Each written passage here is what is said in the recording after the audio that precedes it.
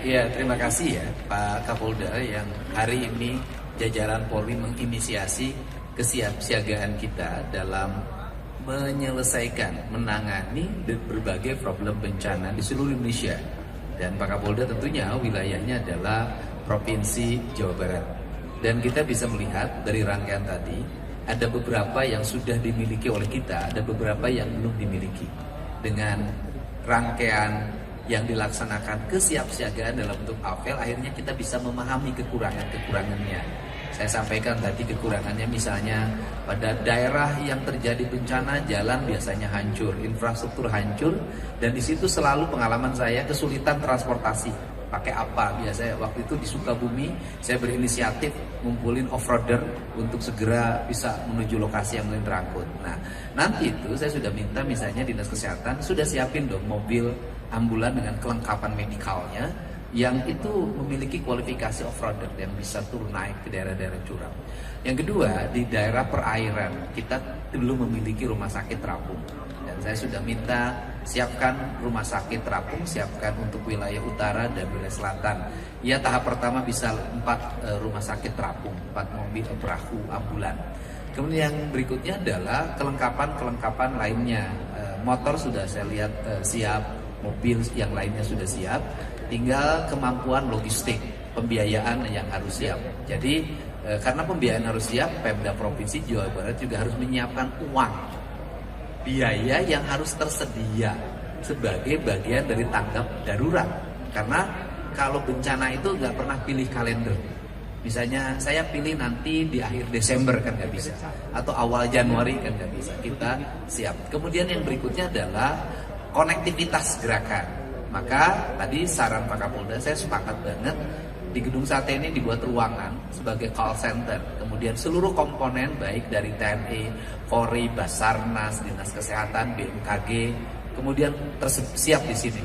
Layarnya terpampang, apa yang harus digerakkan, seluruh mobil-mobilnya di sini. Dan kemudian juga kami akan menyiapkan seluruh komponen jaringan kesiapsiagaan di 5 kantor gubernur wilayah. Kita akan nyiapkan di Bogor, kita nyiapkan di Garut, nyiapkan di wilayah Purwakarta, nyiapkan di Cirebon, dan yang terakhir kan di sini di Bandung. Nah, kemudian dalam mengantisipasi itu juga kita harus memikirkan sesar Lembang.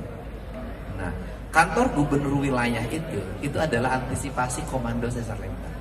Dan dari komando sesar Lembang itu dalam analisis akademik yang paling aman tuh komandonya di Cirebon, kan itu yang paling terbebas.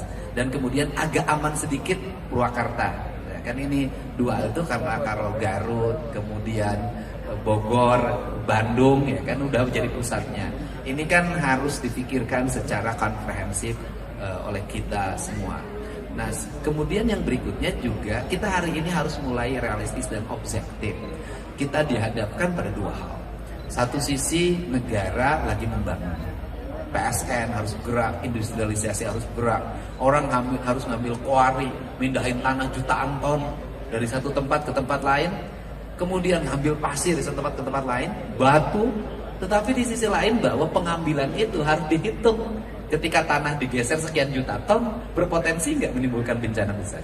Ketika batu digeser, berpotensi enggak? Ini juga harus dihitung dengan baik. Sehingga kemarin saya sangat hati-hati untuk membaca gejala-gejala tentang penambangan.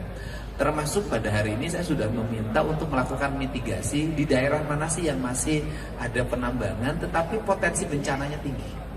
Mau tidak mau kita pilih mana? Pilih yang strategik atau pilih pencegahan bencana? Saya lebih pilih pencegahan bencana. Dan yang terakhir bahwa mudah-mudahan lelangnya bisa dilakukan secepatnya.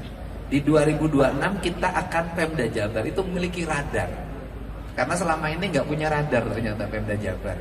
Nah, kita akan memiliki radar dibiayai oleh Pemprov Jabar dan tim teknisnya dari BMKG. Sehingga Jabar memiliki kelengkapan dalam membaca seluruh fenomena situasi, dan semua ini berasal dari anggaran pemerintah Provinsi Jawa Barat yang kita melakukan realokasi dengan tepat, belanja dengan tepat, penghitungan dengan tepat, walaupun ada pemotongannya juga tepat saya lihat. Nah, ini tetapi sebagai pemimpin harus bisa hidup di tengah-tengah kesulitan. Kalau pemimpin hidup di tengah-tengah kesuburan itu biasa. Pemimpin yang bisa memanage kekuatan keuangan survive di tengah kesulitan itu baru luar biasa. Saya ucapkan terima kasih hari ini Pak Kapolda, Pak Pangdam 3 Siliwangi, BMKG, seluruh jajaran pimpinan DPRD yang support terhadap seluruh kebijakan Pemprov. Mudah-mudahan kita ini tidak selalu ribut ketika sudah terjadi bencana, tetapi kita justru siaga sebelum terjadi bencana. Dan ada satu hal culture, orang Indonesia ini nggak percaya sama BMKG. Orang Indonesia ini nggak percaya pada perkiraan bencana, tidak percaya pada early warning, nggak percaya. Tapi lamun geus batu kanu hulu baru percaya. Nah ini harus dibenerin. Terus kemudian ada kalimatnya, aku mangke, aku mau Gusti Allah. Nah ini juga, ini sebenarnya sikap-sikap yang tidak memahami Allah sebenarnya. Ini orang-orang ini harus segera dibuat. Nah yang paling berat itu adalah ketika memberikan early warning kemudian tidak terjadi, dicarekan itu saya yakin. Siang bobodoh ka aing cenah. Nah ini juga hal-hal yang harus culture kita dipahami ya. Kita ini sudah terjadi bencana pun disuruh pindah nggak mau. Kita tahu di Jawa Barat orang sudah jauh di sini, relokasi nggak mau, kajenting paeh di sini. Ini juga culture yang harus segera dibenahi. Mudah-mudahan ini segera tertangani. Kita punya komponen darat, laut, udara, dan kepolisian. Mudah-mudahan menjadi jalan bagi penyelesaian berbagai problem. Ada yang dipertanyakan ke Pak Kapolda, dipersilahkan.